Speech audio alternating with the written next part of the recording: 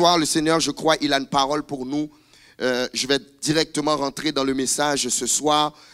Nous avons reçu une parole, et je dis nous parce que moi je m'inclus dedans.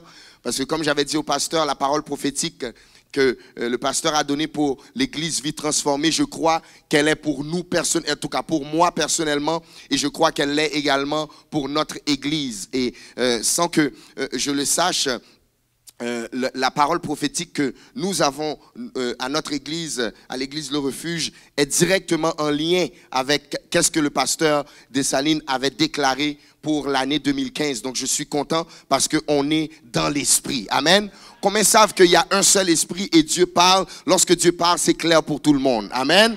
Gloire à Dieu. La parole prophétique que nous avons reçue en 2015 pour le centre Vie Transformée, année 2015, année de des portes ouvertes que personne ne peut fermer. Amen.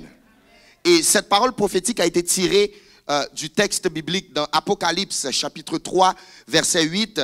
Je vais le lire pour vous rapidement. Il va dire: j'ai mis devant toi une porte ouverte que personne ne peut fermer. Dites: personne ne pourra fermer la porte. Au fait, répétez avec moi. Dites: au nom de Jésus, ce soir, je me mets en accord avec le centre Vie Transformée pour déclarer que cette année, porte ouverte. Dites: porte. Élevez vos linteaux et que le roi de gloire fasse son entrée. Roi de gloire, fais ton entrée dans ma vie, dans mes finances, dans mon corps, dans mes études, au nom de Jésus. Si tu le crois, donne une bonne main d'acclamation, Seigneur. Chers amis, une porte ouverte, c'est quoi une porte ouverte? À mon humble avis, une porte ouverte, c'est l'accès à une nouvelle dimension. On parle peut-être d'un endroit ou bien dans un secteur dans nos vies qu'on n'a jamais été. Peut-être il y a des gens dans le passé, il y a des choses que vous essayez de faire, mais qui ne fonctionnaient pas. Et lorsque Dieu nous dit porte, année de porte ouverte, ça veut dire que cette année, qu'est-ce que tu n'étais pas capable de faire l'an passé ou dans les années précédentes, tu pourras le faire. Ce qui avait l'habitude d'être difficile dans le passé, Dieu te dit cette année, ça va être facile. Qu'est-ce qui te rendait fou, peut-être en 2014 ou en 2013 ou en 2012, cette année, ça va te rendre joyeux. Ce qui t'empêchait de dormir, Dieu te dit cette année, le fait que la porte est ouverte, tu vas pouvoir dormir. Et lorsqu'on parle de porte ouverte également, on parle de année d'opportunité. Dites opportunité. Lorsqu'on parle de porte ouverte, on parle de l'année d'opportunité. Ça veut dire que Dieu va nous envoyer en 2015 des opportunités pour semer. Il va nous envoyer des opportunités pour servir. Il va nous envoyer des opportunités pour faire la paix. Il va nous envoyer des opportunités où ce qu'on va pouvoir régler des conflits qu'on avait peut-être au niveau de la famille. Année de porte ouverte veut dire qu'il va y avoir des opportunités financières.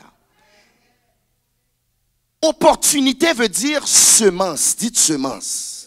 Ça veut dire que Dieu va, la porte que Dieu ouvre, ça veut dire que Dieu va faire quelque chose qui va sembler être petit, mais au fur et à mesure, ça va devenir gros.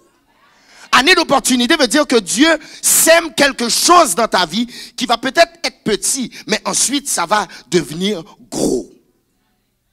Et ce soir, je crois que Dieu veut nous donner des stratégies. Dites des stratégies.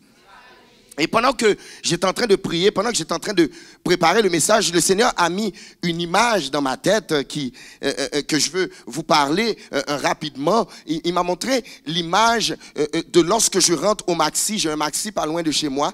Et lorsque je vais au Maxi, souvent ma femme va m'envoyer aller faire l'épicerie. Oui, je suis capable de faire l'épicerie. Oui, je suis capable. Et lorsque je vais faire l'épicerie, très souvent, lorsque je rentre dans le Maxi, il y a ce qu'on appelle des portes coulissantes. Et les portes coulissantes n'ont pas besoin qu'on les pousse, n'ont pas besoin qu'on les frappe, n'ont pas besoin qu'on les donne des coups de tête, n'ont pas besoin qu'on les donne des coups de pied, n'ont pas besoin qu'on les donne des coups de poing. Tout ce que tu as à faire pour que la porte coulissante s'ouvre, tu dois te positionner dans un sensor, tu dois te positionner dans un détecteur de mouvement. Et ce soir, Dieu veut nous donner des stratégies qui auront comme objectif de nous positionner dans un lieu précis où ce que la porte va juste s'ouvrir toute seule. Est-ce que vous êtes là avec moi? Est-ce qu'il y a des gens ce soir qui veulent être positionnés dans le détecteur de mouvement spirituel afin que la porte s'ouvre? Gloire à Dieu. J'aimerais qu'on tourne nos Bibles dans Apocalypse 4, verset 1. Je choisis de lire ce texte simplement parce que j'aimerais tirer le titre du message de ce texte dans Apocalypse 4, verset 1. Je lirai pour vous la version Louis II. Apocalypse 4, verset 1, merci, on l'a à l'écran. Il va dire, après cela, je regardai et voici une porte était ouverte dans le ciel. La première voix que j'avais entendue comme le son d'une trompette et qui me parlait dit, monte ici. Dis à la personne à côté de toi, monte ici. Il va dire, et je te ferai voir ce qui doit arriver. Donc, d'après ce texte, nous voyons que notre capacité d'entrer dans la porte sera déterminée par qu'est-ce qu'on voit. Je relis, il va dire, après cela, je regardai. Et voici une porte était ouverte, et il va dire plus tard, monte ici. Donc, pour pouvoir monter, je dois voir. Il va dire, je regardais, je le lis encore, je regardais et une porte était ouverte dans le ciel. Donc, ta capacité de bien regarder va déterminer ta capacité de traverser la porte. Le titre du message ce soir, c'est « Regarde bien parce que la porte est ouverte ». Dis à la personne à côté de toi, regarde bien. Non, non, la personne n'a pas compris. Elle a juste, dis-lui, regarde bien. Regarde bien parce que la porte est ouverte. Parlant de bien regarder, encore une fois, c'est une illustration que j'aime beaucoup et j'aimerais vous la présenter. D'habitude, j'ai souvent des PowerPoint, mais ce soir, je n'ai pas de PowerPoint pour vous. Mais je vais juste vous montrer une image. J'aimerais vous parler, avant de vous montrer l'image, j'aimerais vous introduire à une idéologie qu'un scientiste a fait et qui s'appelle Dr. Kuhn. Dr. Kuhn n'est pas un théologien, il est simplement un scientiste qui a révolutionné la science dans sa génération. Et pendant que Dr. Kuhn était dans une réunion avec plusieurs personnes, il leur a présenté l'image d'un canard. Dites canard. OK?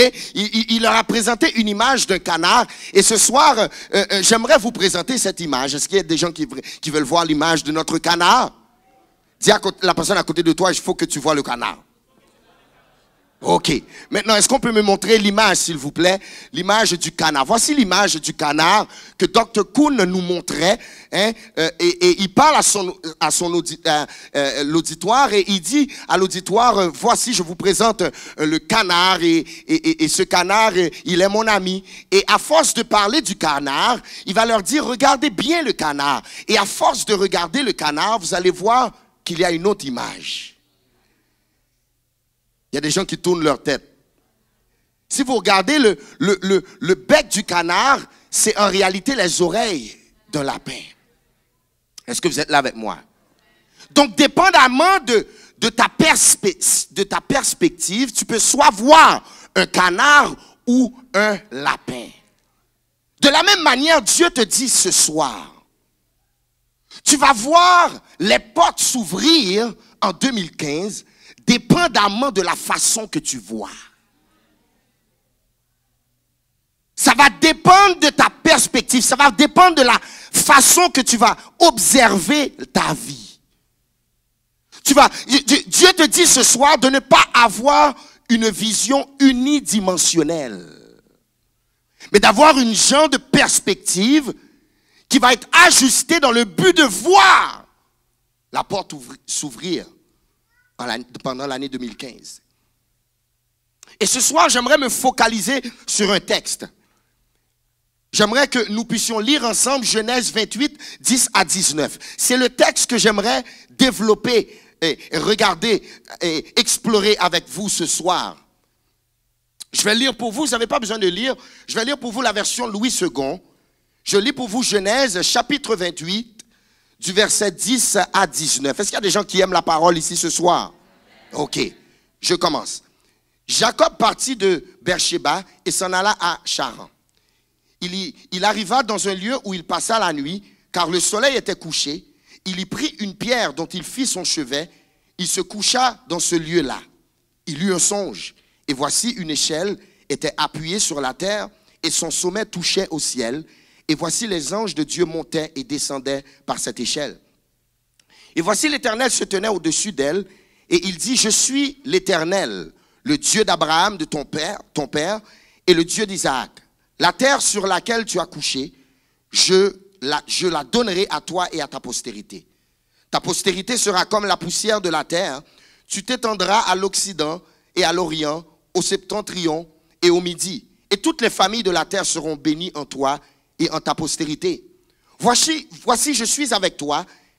Je te garderai partout où tu iras. Et je te ramènerai dans ce pays. Car je ne t'abandonnerai point et que je n'ai exécuté ce que je te dis. Jacob s'éveilla de son sommeil et il dit, certainement, l'Éternel est en ce lieu et moi, je ne le savais pas. Verset 17, il eut peur et dit que ce lieu est redoutable. Et c'est là que j'aimerais attirer votre attention. C'est ici la maison de Dieu. C'est ici la porte des cieux. Dites, c'est ici la porte des cieux. Et Jacob se leva de bon matin, et il prit la pierre dont il avait fait son chevet, il dressa pour monument et il versa de l'huile sur son sommet. Il donna à ce lieu le nom de Béthel, mais la ville s'appelait auparavant Luz. Dans le but de bien comprendre cette partie, c'est ici la porte des cieux, laissez-moi vous mettre en contexte par rapport à notre ami Jacob. J'ai la ferme conviction que Jacob ressemble à plusieurs personnes ici ce soir. Il y a plusieurs personnes ici ce soir qui ont peut-être le profil de Jacob. Jacob, malheureusement, avait une mauvaise réputation. Il avait la pire des réputations dans sa famille. Jacob se retrouvait dans une situation où il faisait noir. Dans ce texte, on nous parle qu'il faisait noir, c'était la nuit. Et non seulement il faisait noir physiquement, mais il faisait noir également spirituellement dans la vie de Jacob. Il était dans un temps de confusion. Il était dans une situation désagréable. Pourquoi? Parce que Jacob n'avait pas d'endroit pour dormir. Non seulement il n'avait pas d'endroit pour dormir, mais le voici maintenant très fatigué. Donc, Jacob a une mauvaise réputation. Jacob est dans la confusion.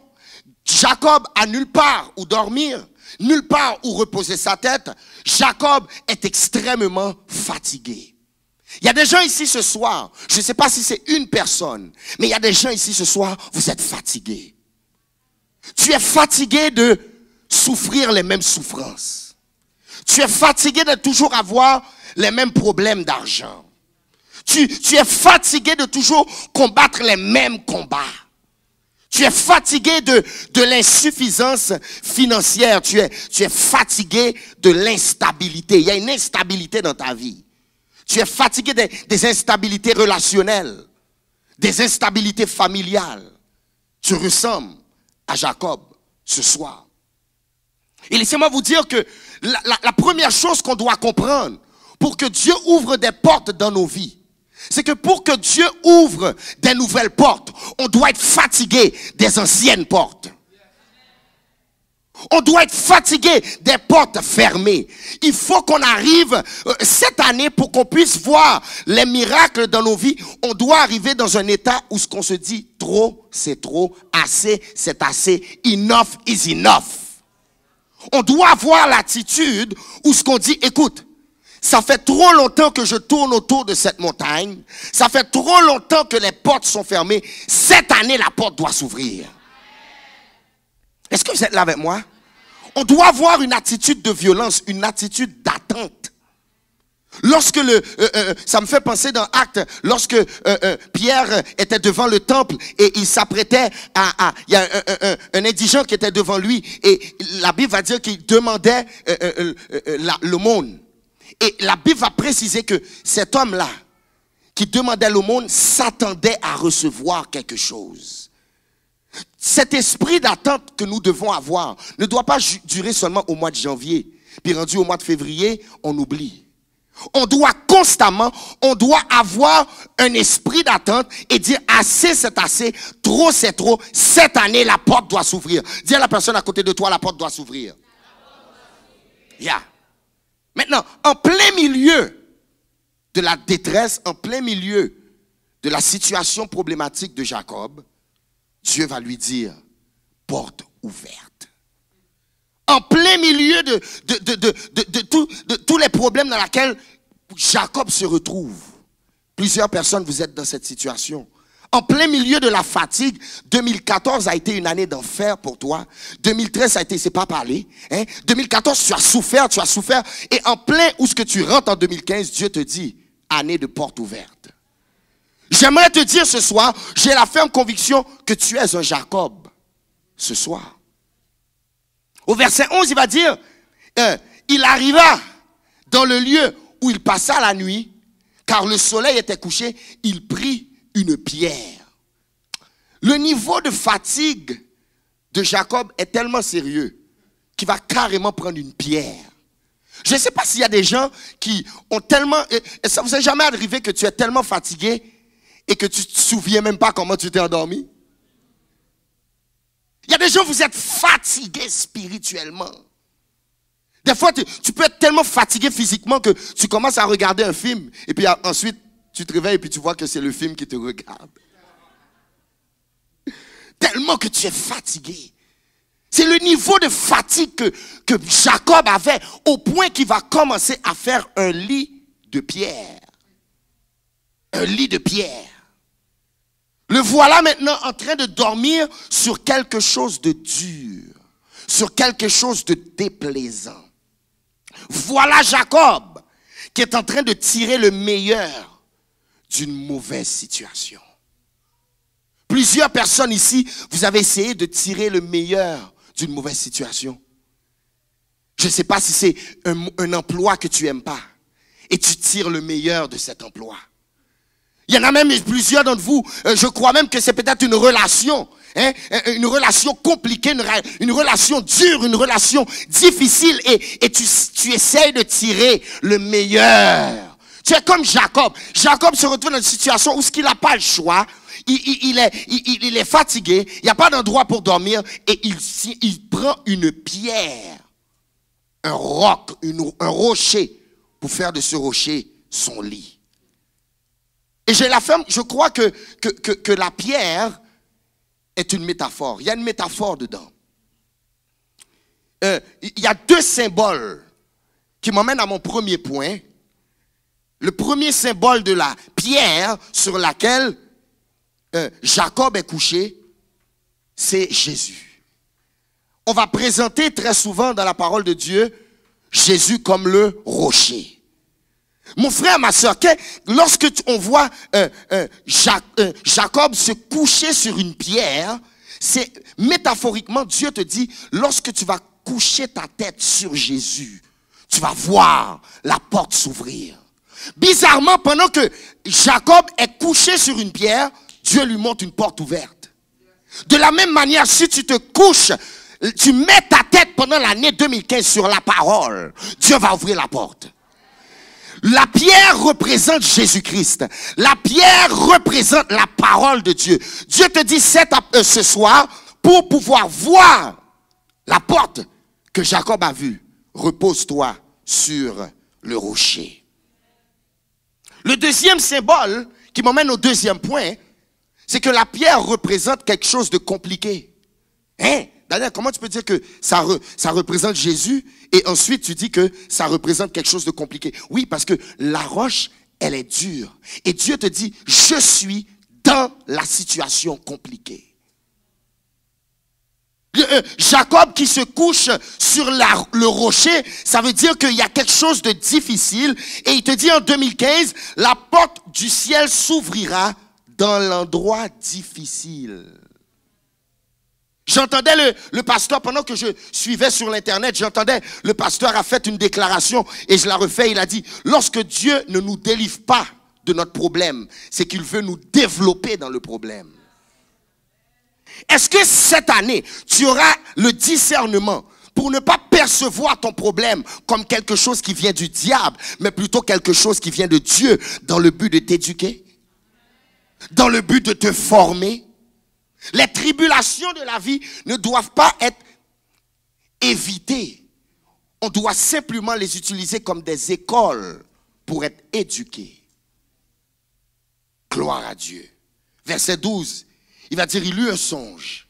Et voici une échelle était appuyée sur la terre et son sommet touchait le ciel. Et voici les anges de Dieu montaient et descendaient. J'aime cette partie. Dans le songe que Jacob a fait, il y a une révélation dedans. On voit que les anges montaient et descendaient. Dans cette partie, Dieu introduit un système. Il introduit un cycle. Les anges montaient et descendaient. Montaient et descendaient. Il y a un pattern, il y a une fréquence, il y a une méthode, il y a un procédé que Dieu est en train d'introduire dans cette partie. Et il est en train de dire, voici, n'oubliez pas, Jacob a vu la porte ouverte. Maintenant, ça précise que les anges montaient et descendaient. Voici le principe, c'est simple. Cette année 2015, il faut que quelque chose monte de toi avant que quelque chose descende sur toi. Les anges montaient avant, il n'y a pas dit qu'ils descendaient. Ça veut dire qu'à chaque fois que tu offres à Dieu une louange, à chaque fois que tu offres à Dieu une adoration, il y a quelque chose qui montre que les anges vont prendre et ensuite il va redescendre la grâce sur toi. À chaque fois que tu vas donner une semence cette année, vois-le comme quelque chose que l'ange va prendre et ensuite il va l'amener pour que quelque chose d'autre descende sur ta vie. À chaque fois que tu passes à un autre niveau dans ton engagement à l'église, c'est quelque chose que l'ange prend pour monter et ensuite il y a quelque chose d'autre qui descend sur ta vie. Est-ce que vous êtes là avec moi? On parle de moyens de se positionner pour que la porte s'ouvre. Dites positionnement. Dites positionnement. Oui, les anges, ils étaient littéralement en train d'attendre que quelque chose se passe sur la terre. Avant, ça revient à tout ce que vous lirez sur la terre avant, sera ensuite délié dans le ciel. Ça veut dire que il faut qu'il y ait une action sur la terre pour qu'il y ait une réaction du ciel. Dites action. Réaction. Dites action. Réaction. Quelle action tu vas poser? Quelle action tu vas poser pour te positionner dans le sensor pour que la porte s'ouvre? Est-ce que vous êtes là avec moi ce soir? Dites perspective. Tu dois changer la façon que tu vois la vie. Qu'est-ce que tu vas voir cette année? Les difficultés, les chicanes, comment tu vas les percevoir? Comme constamment des attaques, des persécutions démoniaques. Je crois que Dieu veut nous emmener dans un niveau de maturité un peu plus profond. Que peut-être même que le diable est derrière cette attaque. Mais Dieu te dit, il faut que tu changes la façon que tu le vois. Chers amis, j'ai fait 1 mois à méditer et je continue à méditer parce que le Seigneur m'a dit, pasteur, que la porte, elle est déjà ouverte. Le problème, c'est qu'on voit mal. Le problème, c'est qu'on est aveugle spirituellement. Le problème, c'est qu'on ne détecte pas les différents principes qui vont activer la porte. Tu as juste à te mettre dans le senseur. Lorsque tu sèmes, tu dois semer avec une attente qu'il y a une porte qui va s'ouvrir. Oh, gloire à Dieu. Dis gloire à Dieu. Jacob s'éveilla, verset 16, de son sommeil et il dit, certainement, l'Éternel est en ce lieu. Et moi, je ne le savais pas. What? Attends. Il est en train de dire que la porte était ouverte. Tout était là. On a lu. Jacob s'éveilla de son sommeil et dit certainement l'Éternel est dans ce lieu. Ça veut dire qu'il était déjà là. Mais le problème, c'est que Jacob ne le savait pas. J'ai vérifié cette phrase dans l'hébreu. Je ne savais pas. Qu'est-ce que ça veut dire? Jacob nous dit. Et le gars, il était inquiet. Je vous ai énuméré son état. Au début, il était inquiet. Il ne savait pas qu'est-ce qui allait se passer. Il ne savait pas où est-ce qu'il s'en allait. Il n'y avait nulle part où dormir. Mais la porte était ouverte. Et il va dire, je ne le savais pas. Et dans l'hébreu, à ma grande surprise, qu'est-ce que ça veut dire? Il dit, je ne l'avais pas vu. Est-ce que, d'ici le 31 décembre 2015, ça va être ton témoignage? Oh non, il faut dire non. Ça ne doit pas être ton témoignage pour dire que je ne l'avais pas vu. L'opportunité que Dieu va t'envoyer, est-ce que on va finir par dire je ne l'avais pas vu? Dites Seigneur, fais-moi voir dans le monde de l'esprit. Seigneur, fais-moi voir clairement.